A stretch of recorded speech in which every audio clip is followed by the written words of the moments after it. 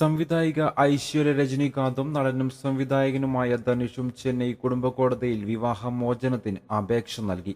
പരസ്പര സമ്മതത്തോടെയുള്ള വിവാഹമോചനം section 13B പ്രകാരമാണ് ഹർജി സമർപ്പിച്ചതെന്ന് ദമ്പതികളോട് അടുത്ത വൃത്തങ്ങൾ അറിയിച്ചു. 2022 ജനുവരിയിൽ വേർപിരിയാനുള്ള തീരുമാനം ഇരുവരും പ്രഖ്യാപിച്ചിരുന്നു. ആ സമയത്ത് അവരുടെ പ്രഖ്യാപനം ആരാധകരിൽ വലിയ ഞെട്ടലുണ്ടാക്കിയതാണ്. ഏകദേശം 1.5 വർഷത്തിന് ശേഷമാണ് ഇരുവരും പരസ്പര സമ്മതത്തോടെ വിവാഹമോചനത്തിന് അപേക്ഷ നൽകിയത്. വൈകാതെ ഇരുവരുടെയും കേസ് പരിഗണിക്കും.